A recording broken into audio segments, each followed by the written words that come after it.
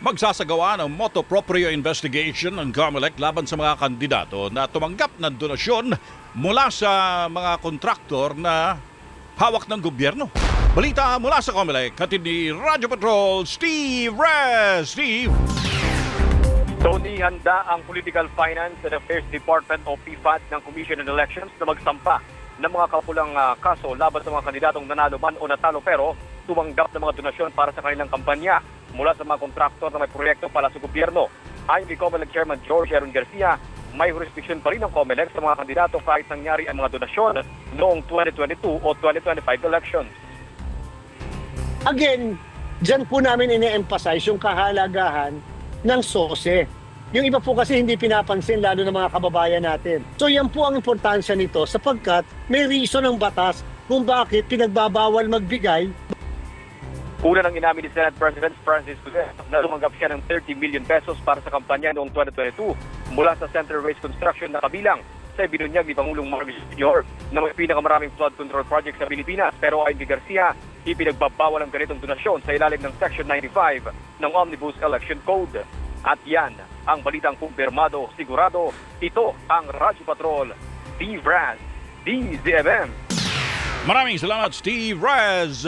Pinaiimbestigahan na ni Pangulong Marcos Jr. ang mga insidente ng karahasan sa mga paaralan. Sinabi ni Palace Press Officer Claire Castro na nagbigay ng direktiba ang Pangulo sa Department of Education, Department of Interior and Local Government at PNP para siyasati ng mga krimen.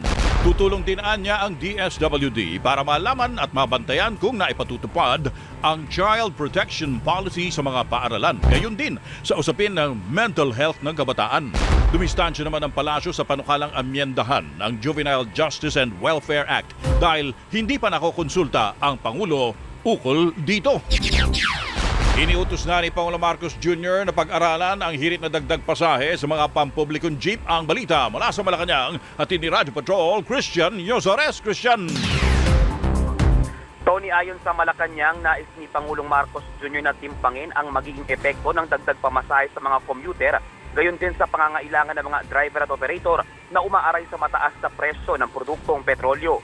Sa press briefing, sinabi ni Palace Press Officer at Communications Undersecretary Claire Castro na hindi lamang Department of Transportation ang uupo para magdesisyon sa hirit ng transport groups dahil kukonsultahin din ng economic team para malaman kung kakayanin pa ng mga commuter ang dagdag pasahe.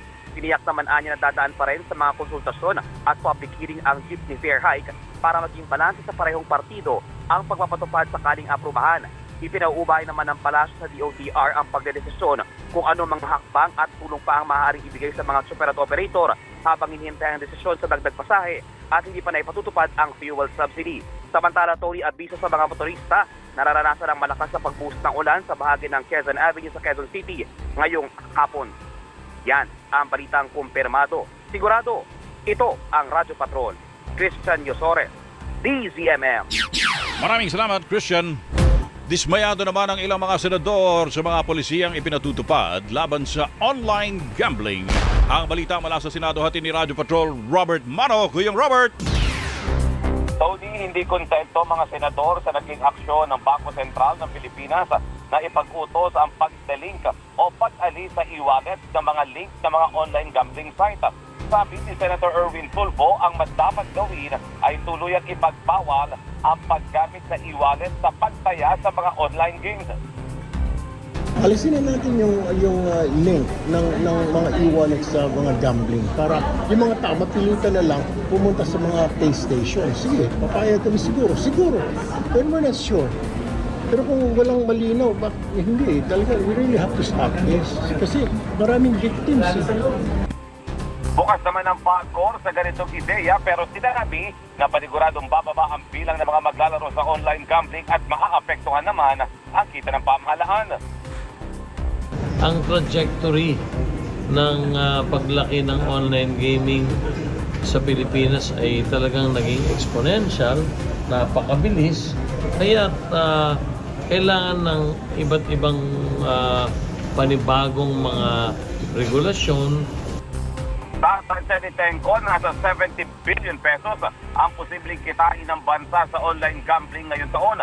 Aminado naman ng opisyal na nahihirapan sila dahil sa naglipa ng illegal online gambling sites kung saan 8,000 na sa 11,000 natukoy ang na-take down na. Ipatatawag naman sa susunod na pagdinig ang mga e-wallet company. Yan ang balitang kumpirmado. Sigurado, ito ang Radyo Patrol. Robert Mano, DZMM. Maraming salamat, Kuyang Robert.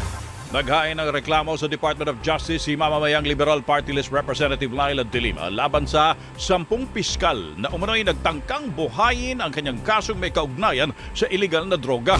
Kabilang sa mga inireklamo ng mambabata sina Provincial Prosecutor Ramoncito Bienvenido Ocampo Jr., City Prosecutor Blas Antonio Tuliao at Lawrence Joel Taliping.